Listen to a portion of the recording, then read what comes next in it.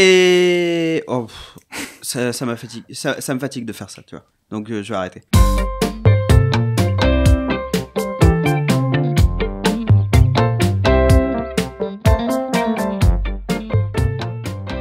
C'est l'été avec Oubed, mini podcast de votre podcast préféré avec Oubed on parle, créé spécialement pour l'été pour continuer à vous divertir et surtout pour que vous ne nous oubliez pas.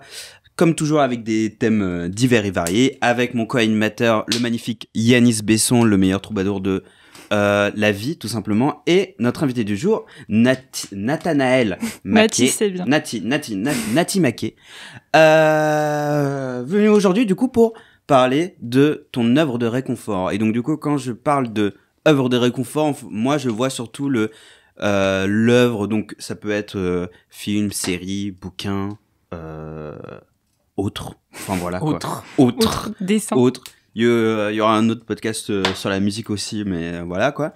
Mais voilà, quelque chose. Enfin moi je vois surtout par exemple une série que tu pourrais te mater chaque année. Comme avait parlé Théo lors du dernier podcast, vous nous avez parlé de notre comfort place. Oui.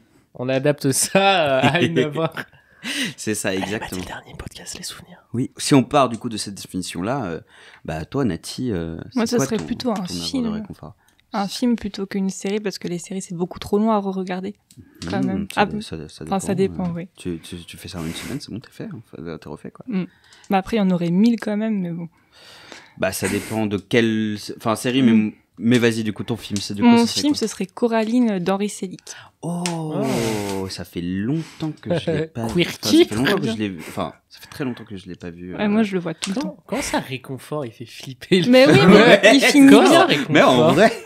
Pardon, en fait. Après, on fait signe derrière la caméra que ce qui est creepy est peut-être réconfortant. C'est vrai. Mais surtout, il y a un happy end. Du coup, au final, c'est réconfortant. Oui, il se passe des trucs un peu creepy. Et en plus, c'est creepy doux quand même. C'est pas creepy. Mais pourquoi, du coup, c'est ton œuvre de réconfort au point que tu puisses te mater Bah, je l'ai vu en famille, en fait, quand j'étais toute petite, genre au cinéma. Et j'ai eu super peur, mais genre, mon grand frère, il m'a fait un petit câlin pour me réconforter. Donc déjà, ça réconforte comme ça. Aussi, ouais. Et en plus, genre, quand je suis très très fatiguée ou que je me sens pas trop bien, bah, je le regarde genre sur un petit écran et je m'endors devant à chaque fois, parce que je le connais par cœur, donc maintenant c'est bon. D'accord. Et du coup, ouais, justement, c'est creepy, mais creepy... Je sais pas, il y a un petit côté, genre, c'est esthétique. Ouais, non, l'esthétique du film est incroyable. C'est vrai que tu peux juste le regarder parce que le film, il est esthétiquement hyper beau. Il est super beau. Il est vraiment beau, et puis, je sais pas. Puis en plus, il y a le côté, genre, il y a l'autre maison qui est parfaite, genre, quand tu passes une petite porte, et c'est, je sais pas, c'est chaleureux et tout ça. Ouais. Même si au final, bon. Elle est parfaite, ouais, voilà, c'est ça. Elle est pas, spoiler! En fait, c'est pas si parfait que ça. Enfin, vraiment, après, ça fait très longtemps que je l'ai pas vu, mais, ouais. Ça me fait penser un peu à, du coup, Chihiro, dans le même genre, tu vois, qui est creepy et à la fois hyper, c'est beau, c'est, ouais. C'est beau. Oui, c'est beau. Oui, non, mais j'allais enchaîner, j'allais te couper encore à nouveau la Non, mais tranquille. J'ai fini ma phrase. Okay. Mon œuvre de réconfort à moi, c'est Dragon Ball. Pas Dragon Ball Z, Dragon Ball. Dragon Ball quand il est petit. Dragon Ball quand il est petit. Parce que je suis un très grand fan des gags manga. Oui. Et purée, qu'est-ce que c'est drôle, Dragon Ball. Dragon Ball, c'est vraiment... C'est vraiment très drôle. J'adore, c'est encore loin de tout le trope shonen, c'est encore très à part. Enfin, ça reste, tu vois, c'est le gag manga. Il y a quand même des plots, des tropes qui sont là, comme le Tournament Arc et tout ça. Mais j'ai rien compris. Qu'est-ce que t'as pas compris? Le plot, déjà. Le plot, c'est l'intrigue. Ok. L'intrigue et... Le Tournament Arc, c'est, tu sais, souvent les mangas animés ou tout œuvre sont découpés en arcs narratifs. Et il y a un arc narratif qui revient souvent dans les shonen, Naruto, Dragon Ball, tout ça. C'est l'arc du tournoi. Okay. C'est une manière de justement d'avoir plein de personnages et de les présenter et d'avoir plein de combats rapidement sans avoir besoin de le justifier autre que s'il y a un tournoi, du coup. Ouais, voilà, c'est ça, ouais. Exactement. Et moi, je me souviens de l'arc, justement, du ruban rouge. Ah oui. Où Son Goku est contre un ninja. Et c'est un ninja vraiment à l'ancienne, avec les trucs de camouflage à l'ancienne. Et ce moment qui me fera toujours rire, c'est lorsque le ninja est dans un petit étang avec une pousse de bambou pour respirer oh, putain, et que Son Goku utilise une bouilloire pour les bouillanter. Bon, ouais. Voilà. T'as Nati qui fait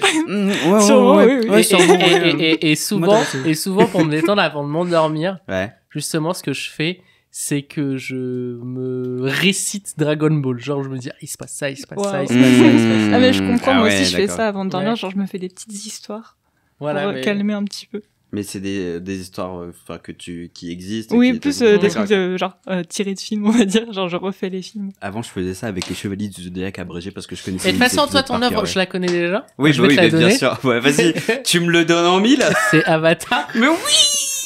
Avatar, le dernier maître de l'air et la légende de Korra. J'ai pas encore commencé mon visionnage annuel. Ça va bientôt se faire. Sûrement cet été, je pense, parce que je change parfois de saison. Je pense en fait, à chaque fois je change de saison. Parfois c'est l'hiver, parfois c'est l'automne, et là maintenant ça va être l'été. C'est une bonne période pour mater ça l'été. Moi j'ai découvert l'an dernier juste ça. Ouais. L'été dernier. Bah c'est voilà, tu vois, c'est incroyable. Je sais pas si t'as regardé du coup. J'ai regardé un petit peu, mais surtout quand j'étais petite, quand ça passait à la télé. Bah je te conseille de regarder à nouveau et vraiment de mater, enfin du début à la fin. Et même la suite, du coup, la légende de Korra, et ensuite de lire les comics, de lire.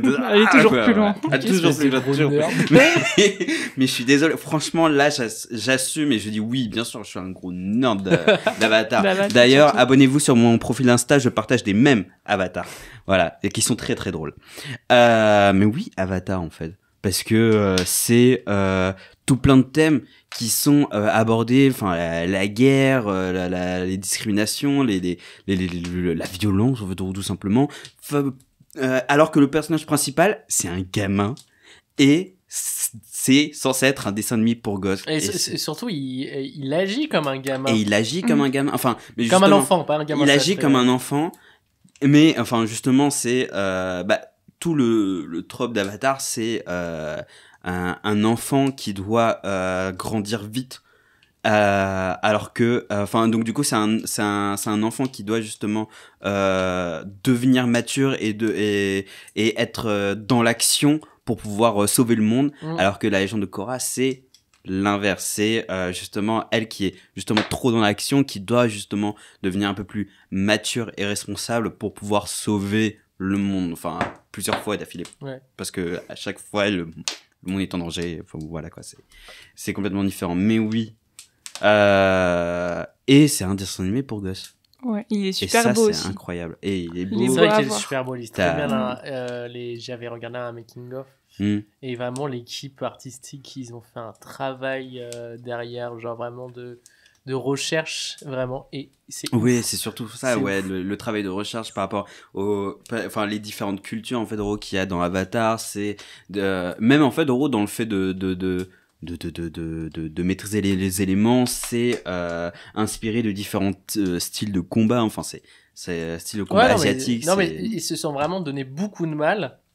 Après c'est pas beaucoup de mal, je trouve ça normal pour un dessin animé pour enfants. Enfin pas normal, s'il faut quand même applaudir, mais ça devrait être Avatar. Pour moi ça devrait être la norme des productions pour les enfants. Non, parce que ils sont vraiment allés juste, je sais pas, je suis pas très calé là-dessus, mais je pense que effectivement énormément de productions devraient justement prendre comme modèle Avatar. En termes d'écriture et de scénarisation, mais après est-ce que ça doit devenir une norme? Il faut que vraiment toutes les séries doivent être comme ça. Mais s'ils ont les moyens, bien sûr. Mais évidemment. D'ailleurs ils ont fait fuck à Netflix, ils ont fait fuck à tout le monde, et ils ont fait on va créer notre propre studio parce que vous nous avez tous saoulés. J'ai d'autres séries qui parfois quand je me sens un peu patraque, tu vois, genre je me dis vas-y, je vais me remater ça. Genre style, Buffy. Ah ouais, trop bien, Buffy. Et vous voulez savoir quoi? J'ai jamais regardé Buffy. Oh là là. J'ai regardé une fois comme ça, une fois de temps à autre des épisodes, mais j'ai jamais vraiment regardé Buffy. C'est honteux. Mais il faut parce que Les extraits que j'ai vus, ça m'a plu de ouf, mais... En vrai, maintenant, c'est vieux, du coup, si tu regardes ça maintenant, tu vas peut-être être un petit peu... Bah, c'est devenu kitsch, enfin, voilà. Ouais, voilà. Et regarde Doctor Who, c'est kitsch de base, tu me parles de... Bah, tu vois, voilà, enfin, voilà, tu vois, genre, vraiment, Avatar, c'est devenu mon œuvre de réconfort, mais t'as aussi Doctor Who. Doctor Who, c'est... Est-ce que c'est... Je suis un Whoyen... Whoyen nazi, je sais pas, tu vois. Non, j'étais comme... On a tous dit des trucs pour enfants. Eh oui, parce que le monde est difficile quand on est adulte. Et parfois, la nostalgie... c'est réconfortant. Sauvage. Mais ouais, non, mais c'est pertinent, oui, c'est vraiment... Aujourd'hui, on a besoin de retourner en enfance pour être rassuré. C'est ça, c'est un peu... je pense que aussi, avec le confinement, le Covid et tout, ça a juste fait... ça a été la goutte de trop, et donc du coup, maintenant, on est en mode, bon, c'est bon. Casser pas les couilles. Voilà, quoi. Il faut de la nostalgie maintenant. Exactement. Bah écoute, merci beaucoup, Nati d'avoir participé à cet épisode. Merci. Je vous recommande du coup l'Instagram de Nati qui poste de super photos et puis qui dessine aussi la solitude d'Alice. Ouais, exactement. Vous pouvez retrouver comme toujours Yanis sur Twitter @majoré et sur Twitch @remajeur. Moi @Oubedounia. Partout. Avec Oubed on parle sur les réseaux pour suivre le podcast. Merci beaucoup. Merci. Passez une excellente semaine et à la semaine prochaine. Bisous.